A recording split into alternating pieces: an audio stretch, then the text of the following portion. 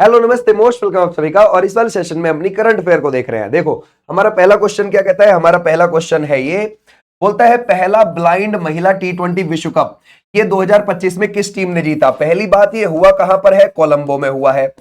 कोलंबो कहां है? श्रीलंका में है। और ये फाइनल जो हुआ है ये किस किस के बीच हुआ है? ये हुआ है भारत और नेपाल के बीच में। और इसे जीत कौन गया है? इसको भारत जीत गया है, नेपाल को हरा के। ठीक है भाई, तो भारत ने इसको पहला पहला है, ये ध्यान रखना, बहुत इंपॉर्टेंट है। ठीक है भाई, पहला पहला ब्लाइंड महिला टी20 विश्व कप ये जीता है। ओके भाई, आ जाओ नेक्स्ट पर। अब देखते हैं कि किस देश में स्थित हैली गुब्बी ज्वालामुखी 12,000 साल के बाद फटा, जिसकी राख का बादल भारत तक पहुंच गया। अब वो कौन से देश में? इथियोपिया में मिल जाएगा। ये इथियोपिया कहां पर है? ये है अफ्रीका महाद्वीप, यहां पर आपको इथियोपिया देखने को मिलता है। तो यहां पर ये फटा है। और इसकी हाइट तो खैर ज्यादा नहीं है, 500 मीटर है, लेकिन 14 किलोमीटर ऊपर तक क्या गई है? राख गई है।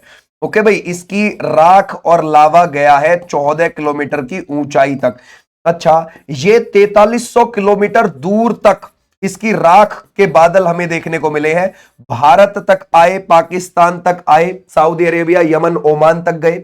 ओके भाई, तो हमारा राइट आंसर क्या हो जाएगा? ये वाले बच्चे बिल्कुल ठीक है। आ जाओ भाई नेक्स्ट पर। बोलते किस देश में स्थित ज्वालामुखी माउंट सुमेरु विस्फोट के साथ फट गया और हजारों लोगों को इलाके से बाहर निकालना पड़ा। तो ये कौन से देश में है? ये है इंडोनेशिया में। इंडोनेशिया में ये 36 मीटर, ध्यान रखोगे, 36-76 मीटर, 36-76 मीटर ये ऊंचा आपको देखने को मिल जाएगा। इंडोनेशिया में 150 एक्टिव वॉल्केनो है। समझ गए, पूरी दुनिया में 1500 लगभग सक्रिय ज्वालामुखी है, उसमें से 150 सबसे ज्यादा एक्टिव वॉल्केनो इंडोनेशिया में है। और इंडोनेशिया सबसे ज्यादा द्वीपों पर बसा हुआ देश है, 13,000 में से 6,000 पर ही लोग रहते हैं। तो इसकी ऊंचाई अच्छी खासी है। यहां पर ये फटा है। दिक्कत ये हुई कि यहां पर ना कुछ लोग इसी ज्वालामुखी के पास कैंपिंग करने के लिए गए हुए थे और वो फंस गए वहां। हालांकि उनको बाद में निकाल लिया गया है, सभी को जीवित और सुरक्षित। तो हमारा राइट आंसर हो जाएगा इंडोनेशिया। आ जाओ भी नेक्स्ट पर। बोलते किस देश के हवाई द्वीप किसके अंडर आते हैं? अमेरिका के भाई। वहां पर स्थित खिला हुआ ज्वालामुखी दुनिया का सबसे सक्रिय ज्वालामुखियों में से एक है, यानी कि ज्यादातर फटता रहता है। ठीक है भाई, और ये ध्यान रखोगे, फिर से फटा है तो ये कहां का है? यूएसए का आपको देखने को मिल जाएगा। अच्छा, अगर आप देखोगे दुनिया में कितने प्रकार के ज्वालामुखी हैं? एक है एक्टिव यानी कि सक्रिय, एक है डोरमेंट, है ना भाई, यानी कि सुषुप्त, जो कभी कभी फटते हैं। एक होते हैं डेड यानी कि मृत, जो कभी नहीं फटते हैं। लेकिन आजकल क्या देखने को मिल रहा है कि ये डेड फट जा रहे हैं। बताओ, जिनकी आशंका नहीं होती वे फट जा रहे हैं। ओके भाई, आ जाओ नेक्स्ट पर। बोलता है दिग्गज अभिनेता धर्मेंद्र का निधन 24 नवंबर 2025 को हो गया। उनकी पहली और आखिरी फिल्म का नाम बताइए। तो पहली थी दिल भी तेरा हम भी तेरे, और 21 आखिरी थी। ओके भाई, अगर हम देखें इनका 89 वर्ष की उम्र में 24 नवंबर 2025 को इनका निधन हो गया था। अगर हम देखें, ये 2004 से लेकर 2009 के बीच में सांसद भी रहे थे। कहां से रहे हैं? बीकानेर से। ओके भाई, बीकानेर से रहे हैं। और अगर आप देखोगे ये बीजेपी से जुड़े हुए थे।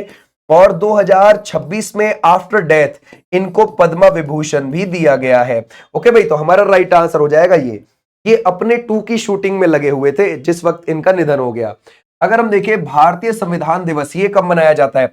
ये 26 नवंबर को मनाया जाता है, क्योंकि 26 नवंबर 1949 को संविधान सभा ने संविधान को अपना लिया था। और उसके बाद अगर आप देखोगे ये 26 नवंबर 2015 को पहली बार मनाया गया है संविधान दिवस। ठीक है भाई, पहली बार। अच्छा, हमारे संविधान लिखने में कितना समय लगा? 9 दिसंबर 1946 को संविधान सभा की पहली बैठक दिल्ली के अंदर हुई थी। और फिर 26 नवंबर 1949 तक संविधान लिख लिया गया। और 2 साल 11 महीने 18 दिन का समय लगा। लेकिन सिर्फ रोज बैठक नहीं होती थी, केवल और केवल कितने दिन बैठक हुई? 165 दिन बैठक हुई, जिसमें से 114 दिन इसके प्रारूप पर बैठक हुई थी। और प्रारूप समिति के अध्यक्ष कौन थे? Doctor B are Ambedkar ji. तो हमारा राइट आंसर कौन सा हो जाएगा? ये वाले बच्चे बिल्कुल ठीक है। भारत का 53वें मुख्य न्यायाधीश सीजेआई कौन बने हैं? तो हमारे जो 53 में बने हैं वो 24 नवंबर को बने हैं, 2025 को बने हैं। और वो अब कब तक बैठेंगे? वो बैठेंगे, ध्यान रखोगे, फरवरी 2027 तक गद्दी पे बैठेंगे। लगभग आप कह सकते हो कि 16 महीने का उनका क्या होगा, कार्यकाल होगा। वो कौन है? वो है जस्टिस सूर्यकांत। 2019 में, है ना भाई, ये कहा सुप्रीम कोर्ट में आए थे, ये बात ध्यान रखना। सुप्रीम कोर्ट में एज ए जज, ध्यान रखोगे, इनको नियुक्त किया गया था एज ए जज। ये क्या बने थे सुप्रीम कोर्ट में? ध्यान रखोगे, वहां पर ये जज बन गए थे। लेकिन सीजीआई कब बने हैं? अब बने हैं आके। कौन से वे नंबर के? 53वें नंबर के। अच्छा, ये कहां के रहने वाले हैं? ये हिसार के रहने वाले हैं, हिसार हरियाणा के। वहां पर पेटवाड़ा गांव से बिलोंग करते हैं, ठीक है भाई। अच्छा, इन्होंने अपनी कानून की डिग्री कहां से ली थी? रोहतक है ना हरियाणा में, तो वहां पर एमडीयू, है ना, महर्षि दयानंद यूनिवर्सिटी आपको देखने को मिलती है, वहीं से कानून की इन्होंने डिग्री हासिल करी थी। बोलते भारत किस शहर में ग्लोबल बिग कैट समिट 2026 की मेजबानी करेगा? तो ये नई दिल्ली में करेगा, ठीक है भाई। कहां पर करेगा? नई दिल्ली में करेगा। बोलते हैं दूर संचार सचिव, ये किसे बनाया गया है? ये हो जाते हैं अमित अग्रवाल, 1993। ध्यान रखोगे, बैच के आईएएस अधिकारी हैं और इनका कैडर कौन सा हो जाएगा? छत्तीसगढ़ हो जाएगा। ओके भाई, छत्तीसगढ़ हो जाएगा, ऐसे भी आप ध्यान रखोगे। बोलता है वर्ल्ड बॉक्सिंग के नए अध्यक्ष कौन बन गए हैं? गेनेडी बन गए हैं, गेनेडी गोलोवकिन। और अगर आप देखोगे, ये जो गोलोवकिन है कहां के हैं? कजाकिस्तान के रहने वाले हैं। ओके भाई, और ये ओलंपिक में बॉक्सिंग में इन्होंने भी क्या जीता हुआ है? सिल्वर जीता हुआ है 2004 के ओलंपिक में, जो कहां पर हुआ था? ग्रीस के एथेंस में हुआ था। राष्ट्रपति द्रौपदी मुर्मू ने संविधान दिवस 26 नवंबर को कितनी भाषाओं में संविधान का अनुवादित डिजिटल संस्करण जारी किया है? यह 9 भाषाओं में किया गया है। बोलते हैं संयुक्त राष्ट्र पर्यावरण कार्यक्रम यूनेप की ग्लोबल मीथेन स्टेटस रिपोर्ट 2025 में, इसके अनुसार भारत का मीथेन गैस के उत्सर्जन में क्या स्थान है? तो मीथेन, जिसको हम CH4, ध्यान रखोगे, जानते हैं, गोबर गैस बोल देते हैं इसको, है ना भाई। CH4 इसका फॉर्मूला हो जाएगा। अगर आप देखोगे, ये जो मीथेन है, मीथेन सबसे ज्यादा कौन करता है? चाइना उत्पादन करता है। फिर कौन करता है? यूएसए करता है। फिर कौन करता है? भारत करता है। तो भारत का तीसरे नंबर पर है। देखो, सबसे ज्यादा अगर आप देखोगे ना, ये जो है भारत में सबसे ज्यादा मीथेन कैसे बनती है? जो हमारे पशु है ना, पशु, ठीक है भाई, जैसे आप गाय देखते हो, भैंस देखते हो, ये जो खाना खाते हैं, उनकी जो पाचन क्रिया होती है, जब वो उसके बाद गोबर करते हैं, उस गोबर में आपको क्या देखने को मिल जाएगी? Methane gas. या फिर जब वो डकार लेते हैं तब भी, ये भी आप ध्यान रखोगे, ठीक है भाई। वो डकार लेते हैं पशु, है ना भाई, और जब वो गोबर करते हैं, ये भी आप ध्यान रखोगे। क्लियर हो जाएगा। उससे क्या बनती है भारत में? ज्यादातर मीथेन गैस। तो हमारे यहाँ ज्यादातर सोर्स जो है ना, जो जहां से आ रही है मीथेन गैस, वो पशुपालन की वजह से आ रही है, ये भी आप ध्यान रखोगे, ठीक है भाई। और ये एक ग्रीन हाउस गैस होती है, ध्यान रखना। जो मीथेन है, ये क्या होती है? ये होती है ग्रीन हाउस गैस, ठीक है भाई। ये ओजोन परत को नुकसान पहुंचाती है, ठीक है भाई। अगर हम देखें डेविस, ये जो डेविस कप है 2025 का, इसका खिताब किसने जीत लिया? इटली ने जीत लिया। किसको हरा के? स्पेन को हराकर। इटली तो 1976 में भी जीता है, 2023 में भी जीता है, 2024 में भी, 2025 में भी जीत गया। तो हमारा राइट आंसर क्या हो जाएगा? ये डेविस टेनिस से जुड़ा हुआ है। आईसीसी T20 वर्ल्ड कप 2026 की मेजबानी किस देश को मिली है? तो हमारा राइट आंसर कौन सा हो जाएगा इसमें से? भारत और श्रीलंका को मिली है, और ये भारत और श्रीलंका में चल रहा है। आईसीसी T20 वर्ल्ड कप 2026 का एम्बेसडर ये किस भारतीय खिलाड़ी को बनाया गया है? रोहित शर्मा को बनाया गया है। खेलो इंडिया यूनिवर्सिटी गेम, इसके 2025 के 5वें संस्करण का आयोजन किस जगह पर हुआ? देखो, ये 5वां हो रहा है, और ये शुरू कहां से हुआ है? राजस्थान के जयपुर के सवाई मानसिंह स्टेडियम से, सवाई मानसिंह स्टेडियम से ये शुरू हुआ था। क्लियर हो जाएगा, शाबाश। तो हमारा राइट आंसर हो जाएगा ये। इसमें लगभग 5000 खिलाड़ियों ने हिस्सा लिया। आ जाओ भी नेक्स्ट पर। बोलते खेलो इंडिया यूनिवर्सिटी गेम्स 2025 के शुभांकर का नाम जरा बताइए। तो वो है ऊंट, ठीक है भाई, वो भी है एक जोड़ी ऊंट, यानी कि ये जोड़ी है, और जोड़ी में ये जो अलग अलग दोनों ऊंट हैं, एक का नाम है खंबा, ठीक है भाई, ध्यान रखो, एक का नाम है गाड़ी, ठीक है भाई, याद रखोगे क्या है? गाड़ी। तो खंबा गाड़ी, ऐसे भी आप ध्यान रखोगे। खेलो इंडिया यूनिवर्सिटी गेम्स 2025 का थीम क्या है? वो है पधारो हमारे राजस्थान, जीतो सारा हिंदुस्तान। क्या बढ़िया है ना भाई। अगर हम देखें लगातार दूसरा महिला कबड्डी विश्व कप किस देश ने जीता है, अगर हम देखें ये किसने जीत लिया, ये जीता है Bharat is the right answer. Okay भाई, महिला कबड्डी विश्व कप है, ये बात ध्यान रखना। आज भी नेक्स्ट पर बोलता है किस राज्य के पारंपरिक ब्लेड दाव को जीआई टैग मिला है। ये जो दाव है ना, ये एक ब्लेड है, या फिर मैं बोलूं ये एक चाकू है पूरा, ये उसको मांस काटने के लिए या फिर लकड़ी काटने के लिए यूज करते हैं अरुणाचल प्रदेश के लोग इसको। तो हमारा राइट आंसर है ये। और जो जीआई टैग है वो 10 साल के लिए वैलिड रहता है और 1999 के एक्ट से दिया जाता है। 2004 में हमारे यहां सबसे पहले दार्जिलिंग की चाय को मिला था, दार्जिलिंग की चाय को जीआई टैग मिला था। ठीक है भाई, क्लियर हो जाएगा। हमारा टारगेट है कि 2030 तक हम 10,000 जीआई टैग प्राप्त कर लेंगे। बोलता है माहे श्रेणी यानी कि माहे क्लास का देश का पहला एंटी सबमरीन वॉरफेयर है ना भाई, ये जो वॉरफेयर शैलो वाटर क्राफ्ट है ना, एंटी सबमरीन मीन सबमरीन को उड़ाने की क्षमता रखता है। माहे श्रेणी का देश का पहला anti submarine warfare shallow water craft पश्चिमी नौसेना कमान में शामिल हुआ। इसका नाम क्या है, आईएनएस माहे ही है। ठीक है भाई, क्लियर हो जाएगा, पश्चिमी नौसेना कमान में शामिल हो गया, ये बात ध्यान रखोगे। मुंबई में इसको जलावतरण कर दिया गया, ये बात आप ध्यान रखोगे।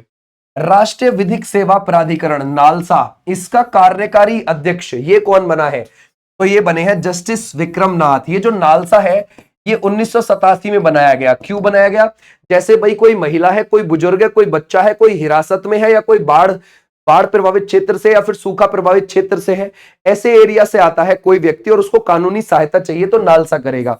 ओके भाई, तो ऐसे भी आप ध्यान रखोगे। वित्त वर्ष 2025-26 की दूसरी तिमाही जुलाई सितंबर 2025 है ना भाई, तो जुलाई से लेकर सितंबर के बीच में रही थी 2025-26 की दूसरी तिमाही। उसमें भारत की रियल जीडीपी विकास दर कितनी रही है, 8.2% इज द राइट आंसर। अंतरराष्ट्रीय मुद्रा कोष ने भारत में जीडीपी और राष्ट्रीय लेखा डेटा को इनमें से कौन सा ग्रेड दिया है, वो दिया है सी। किसने दिया है, आईएमएफ ने। आईएमएफ 1944 में बना है और वॉशिंगटन डीसी है ना भाई, यूएसए के अंदर इसका हेडक्वार्टर है। क्रिस्टलिना जॉर्जियावा ये कौन है, इसकी एमडी हो जाएंगी। क्रिस्टलिना जॉर्जियावा इसकी एमडी मैनेजिंग डायरेक्टर हो जाएंगी। अगर हम देखें अंतरराष्ट्रीय गीता महोत्सव में हरियाणा मंडप का उद्घाटन नवंबर 2025 में किसने किया है। ये जो अंतरराष्ट्रीय गीता महोत्सव है 15 नवंबर से 5 दिसंबर के बीच में हुआ। कहां पर हुआ, कुरुक्षेत्र हरियाणा में हुआ। अब यहां पर किसने किया है, अगर हम देखें हरियाणा मंडप का उद्घाटन हमारे रक्षा मंत्री जी ने किया है, राजनाथ सिंह जी ने। 53वें इंटरनेशनल एमी अवार्ड, ये जो एमी अवार्ड है ना, ठीक है भाई, एमी अवार्ड है, अगर आप देखोगे ये यूएसए के द्वारा दिए जाते हैं, टेलीविजन में काम करने वाले लोगों को दिए जाते हैं और पहली बार ये 1949 में दिए गए थे। अब जो ये मिला है सर्वश्रेष्ठ अभिनेता का पुरस्कार किसको मिला है, अगर हम देखें ओरियोल प्ला को मिला है। 53वें इंटरनेशनल एमी अवार्ड 2025 में सबसे ज्यादा किस देश ने ट्रॉफियां जीती हैं, तो सबसे ज्यादा वो किसने जीती है, ब्रिटेन ने। कितनी जीती हैं, 7 श्रेणी में ट्रॉफियां जीती हैं। इस पड़ोसी देश ने 100 रुपए के नोट में भारतीय इलाके लिपुलेख, लिम्पियाधुरा और कालापानी को शामिल करते हुए अपना नक्शा छाप दिया, वो है नेपाल। नेपाल के साथ हमारे 5 राज्य लग रहे होते हैं, जैसे कि उत्तराखंड लगता है, जैसे कि यूपी लगता है, जैसे कि बिहार, जैसे कि वेस्ट बंगाल, जैसे कि सिक्किम। ठीक है भाई, ये लग रहे होते हैं और नेपाल से हमारी 1751 किलोमीटर की बाउंड्री लगती है। नेपाल जो है इसका गठन 1768 में किया गया था, याद रखना, कुछ गुरखा रियासतों को मिलाकर किया गया था। इसकी राजधानी अगर हम देखें आज कौन सी है, काठमांडू आपको देखने को मिलती है, जो कि घाटी में है। उसी घाटी में वहां पर ज्यादातर आबादी आपको देखने को मिलेगी। 81% आबादी वहां की आपको हिंदू धर्म से जुड़ी हुई देखने को मिल जाएगी नेपाल की। ओके भाई, और वहां की अगर आप प्राइम मिनिस्टर देखोगे वो है सुशीला कार्की। कौन हो जाएंगी, सुशीला कार्की। और जिन्होंने इस्तीफा दिया था वो कौन थे, वो थे केपी शर्मा ओली। संविधान दिवस 26 नवंबर को यूनेस्को मुख्यालय पेरिस में किस महापुरुष की प्रतिमा का अनावरण किया गया, ये हो जाएंगे doctor B R. Ambedkar ji, is the right answer. आज भाई नेक्स्ट पर, भरतनाट्यम की मशहूर नृत्यांगना कुमारी कमला का निधन 23 नवंबर 2025 को हो गया। उन्हें कौन सा बड़ा राष्ट्रीय पुरस्कार मिला था, उन्हें मिला था पद्म भूषण 1970 में। कुमारी कमला भरतनाट्यम से जुड़ी हुई थी और भरतनाट्यम में उन्होंने एक वुजवुर शैली भी जोड़ी थी। कौन सी वुजवुर शैली उन्होंने ऐड करी थी।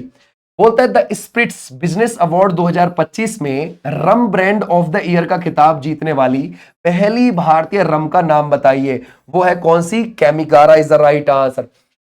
हिंद महासागर में बने किन दो चक्रवाती तूफानों ने नवंबर 2025 में 4 देशों के बड़े हिस्से में तबाही मचाई और भारत को भी प्रभावित किया? तो वो कौन से हो जाएंगे? दितवा और सैन्यवार। तो हमारा राइट आंसर कौन सा हो जाएगा? दितवा और सैन्यवार। अब देखो नीचे क्या है, ये हमारा इंडियन ओशियन है, यहां पर श्रीलंका मिल जाएगा आपको और नीचे आपको क्या मिल जाएगा? इंडियन ओशियन मिल जाएगा। अब अगर आप देख रहे हो यहां पे, है ना भाई, अगर आप देख रहे हो यहां पर हिंद महासागर में ये जो आप दितवा देख रहे हो, दितवा, इसने तो श्रीलंका में बहुत तबाही मचाई है, ठीक है भाई, ध्यान रखोगे, श्रीलंका में, और भारत को भी इसने थोड़ा बहुत प्रभावित करा है। ओके, जो आप सैन्यवार देख रहे हो, इसने किस तरफ? थाईलैंड की तरफ तबाही मचाई है ना भाई, इंडोनेशिया की तरफ मचाई है और मलेशिया की तरफ मचाई है। ठीक है भाई, क्लियर हो जाएगा, मलेशिया। तो ऐसे आप ध्यान रखोगे, देखो 3 देशों में तबाही मचाई है सैन्यवार ने और दितवाहा ने मचाई है एक देश श्रीलंका में, भारत को भी हल्का सा टच किया था इसने। अच्छा, इनमें से अगर हम देखें तो ये जो आप देख रहे हो सैन्यवार, ये सैन्यवार जो आया है, ये आया है 23 और 24 नवंबर को, और ये जो आया है दितवा, ये आया है 26 नवंबर को। ठीक है भाई, आ जाओ नेक्स्ट पर। बोलते किस पड़ोसी देश ने चक्रवाती तूफान दितवा से तबाही की वजह से आपातकाल की घोषणा कर दी है? अब जरा बताओ, दितवा की वजह से श्रीलंका ने कर दी है अपने यहां पर। ठीक है भाई, है ना, ध्यान रखोगे, श्रीलंका ने क्या किया? वहां पर आपातकाल घोषित कर दिया। और श्रीलंका की जो प्राइम मिनिस्टर है वो कौन है? हरिनी अमरसूर्या। ओके भाई, आ जाओ नेक्स्ट पर। भारत ने चक्रवाती तूफान से प्रभावित किस देश की सहायता के लिए ऑपरेशन सागर बंधु चलाया, जिसमें दोनों सेनाओं और एनडीआरएफ ने भी हिस्सा लिया? तो ये कहां के लिए चलाया है? श्रीलंका के लिए चलाया है। इस चक्रवाती तूफान ने इंडोनेशिया के सुमात्रा द्वीप, मलेशिया, थाईलैंड में बाढ़ व भूस्खलन से 775 से अधिक लोग मारे गए। तो वहां पर कौन सा आया था? सैन्यवार आया था। ठीक है भाई, आ जाओ नेक्स्ट पर। बोलते चक्रवाती तूफान दितवाहा का नाम ये किसने रखा है? दितवाहा जो श्रीलंका और भारत की तरफ आया था, ये यमन ने नाम रखा है। और जो सैन्यवार आया है ना भाई, इसका नाम किसने दिया है? यूएई ने दिया है। आ जाओ भाई नेक्स्ट पर। विश्व एड्स दिवस ये कब मनाया जाता है? और आप मुझे इसे होमवर्क के तौर पर बता देंगे, और इसकी जो पीडीएफ है वो मिल जाएगी आपको ऐप पर। ऐप आप विनीश चौधरी के नाम से डाउनलोड कर लेंगे, वहां पर आपकी फ्री में क्लासेस भी चल रही हैं, अच्छे से डिटेल वाइज थ्योरेटिकल, उनको भी आप कर सकते हो। ओके भाई, फ्री कोर्स वाले सेक्शन में जाकर। और यहां पर हमारी डेली बेसिस पर ये क्लास आती है यूपीएसआई के लिए। इससे पहले भी मैंने करंट अफेयर करवाई है, एक्ट करवाए हैं, उनको आप जरूर देख लेना। ओके भाई, थैंक यू सो मच। और फिर मैं मिलूंगा आपको 5 बजे, यूपी पुलिस की लाइव चलती है क्लास जीके की, और आपकी 7:50 पर 10 मिनट शो, और 9 बजे आपकी एसएससी जीडी की। थैंक यू, नमस्ते, बाय।